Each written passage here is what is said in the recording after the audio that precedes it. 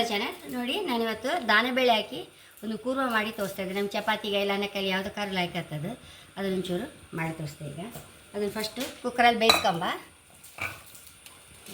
ನೋಡಿ, ಒಂದು dry coconut ಒಂದು ಅರ್ಧ ಕಪ್ ಫಸ್ಟ್ ಹಾಕಂತ ಇದ್ದೆ.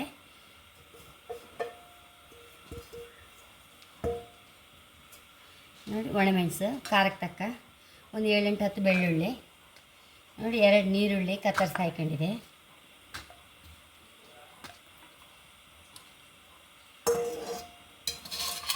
ನೋಡಿ, ಗಸಗಸೆ 1 ಟೇಬಲ್ ಸ್ಪೂನ್ ಫಸ್ಟ್ ಬಿಸಿ ನೀರಲ್ಲಿ ನೆನೆಸಿಟ್ಕೊಂಡಿದೆ, ಅದನ್ನು ಹಾಕಂತ ಇದ್ದೆ. ಒಂಚೂರು ಅರಿಶಿನ, ಇದನ್ನೀಗ ಮಿಕ್ಸಿಯಲ್ಲಿ ಹಾರ್ಕೊಂಬತ್ತೆ. ನೋಡಿ, ಕುಕ್ಕರ್ನ ಓಪನ್ ಮಾಡಿ ಬೇಯಿಸಿದನ್ನು ಹಾಕೊಂಬ.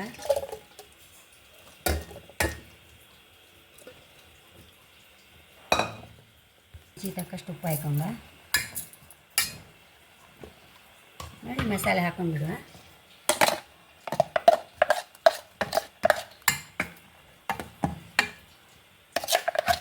ಆ್ಯಕ್ಚುಲಿ ಪೊಟ್ಯಾಟೊ ಮಾಡೋದು, ನಾನು ದಾನೆಬೇಳೆ ಮಾಡ್ತಾಯಿದ್ದೆ.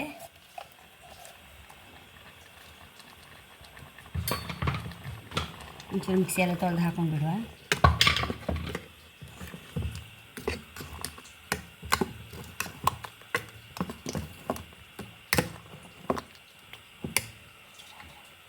ಕೊತ್ತಂಬರಿ ಸೊಪ್ಪು ಹಾಕಂತ ಇದ್ದೆ. ನೋಡಿ, ಮೈಲ್ಡಾಗಿ ಒಂಥರ ಎಂಥ ಹೆಚ್ಚೇನು ಇದು ಗರಂ ಮಸಾಲೆಗಳು ಇಲ್ಲಲ್ಲ, ಬೆಳ್ಳುಳ್ಳಿ ನೀರುಳ್ಳಿ ಮಾತ್ರ. ಹೈ ಕ್ಲಾಸ್ ಆಯ್ತು ನಮಗೆ ಚಪಾತಿಗಾಗಲಿ ಊಟಕ್ಕೆ ಸಹ ಲಾಯ್ಕ್ ಆಗ್ತಿದ್ದು. ಬೇವಿನೆಲ್ಲ ಸಾಕಂತಿದ್ದೆ. ಹೈ ಕ್ಲಾಸ್ ದಾನೆಬೇಳೆ ಕೂರ್ಮ ರೆಡಿಯಾಗಿದೆ. ಗಸಗಸೆ ಸಹ ಹಾಕಿದ್ದೇವಲ್ಲ, ಅದರಿಂದ ಸಹ ದಪ್ಪ ಬತ್ತು. ನೋಡಿ, ಹೈ ಕ್ಲಾಸ್ ಆಯ್ತು ಕೂರ್ಮ. ನಾನು ದಾನೆಬೇಳೆ ಅಷ್ಟು ಲಾಯ್ಕ್ ಆಗ್ತಾ ಇಲ್ಲ ಅಂತ ಎಣಿಸಿದೆ, ಆದರೆ ಬಟಾಟಕ್ಕಿಂತ ಸಹ ಲಾಯ್ಕ್ ಇತ್ತಿದೆ. ರಸ ಒಳ್ಳೆ ಟೇಸ್ಟ್ ಬಂದಿದೆ. ಖಂಡಿತ ನೀವು ಸಹ ಟ್ರೈ ಮಾಡಿ. ದಾನೆಬೇಳೆ ಎಲ್ಲ ಇರುವಾಗ ಸುಲಭ ಸಹ ಮಾಡಲಿಕ್ಕೆ ಏನಂತ ಐಟಮ್ಸ್ ಹೆಚ್ಚು ಬೇಡ. ಇದಕ್ಕೆ ಕೊತ್ತಂಬರಿ ಜೀರಿಗೆ ಎಂಥದ್ದು ಬೇಡ, ಸುಲಭದಲ್ಲಿ ಆಗೋ ಕೂರ್ಮ ಅಂತ ಹೇಳ್ಬೋದು ಇದು. ಹಾಗೆ ನನ್ನ ಚಾನಲ್ ಇಷ್ಟ ಸಬ್ಸ್ಕ್ರೈಬ್ ಮಾಡಿ, ಲೈಕ್ ಮಾಡಿ, ಕಾಮೆಂಟ್ ಮಾಡೋದಂತ ಮರಲೇಬೇಡಿ. Thank you.